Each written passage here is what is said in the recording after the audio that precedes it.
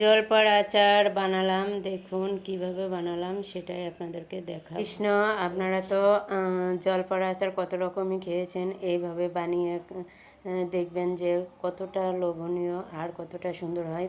কারণ এরকম জলপার আচার বানালে আপনি 2 বছরও রেখে খেতে পারবেন, আর অনেক সুন্দর হয়।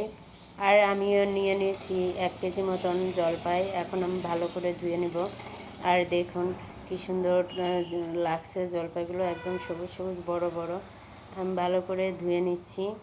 নেওয়ার পরে আমি বেছে নিব, আর যদি 2-1টা ময়লা চলা থাকে সেটাও আমি দেখে নেব। দেখে আমি আলাদা করে একটা একটা করে বেছে আর একটা পাত্রে রাখলাম। আর কীভাবে কাটতে হবে সেটাও আপনাদেরকে দেখিয়ে দিচ্ছি। এই যে আমি এইভাবে করে কেটে নিয়েছি প্রতিটা জলপাই, যাতে ওর ভিতরে রসটা সুন্দর মতো ঢোকে। আর দেখুন আমার সবগুলো কাটা হয়ে গেছে। এখন আমি এতে 1 কাপ চিনি মিশিয়ে দিব। আর কোথাও মানে একটুও জল থাকবে না, এরকম শুকনো করে করে নিতে হবে।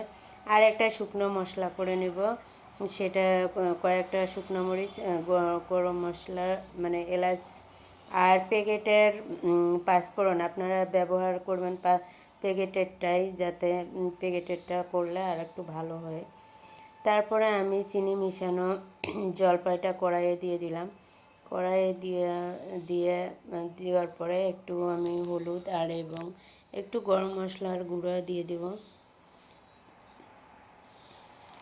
আর আমার দেখুন হয়ে গেছে। এখন ভাজা মশলাটা দিয়ে আমি একটু লাড়াচাড়া দিয়ে নামিয়ে নেব। দেখুন কি সুন্দর হয়েছে। হরে কৃষ্ণ।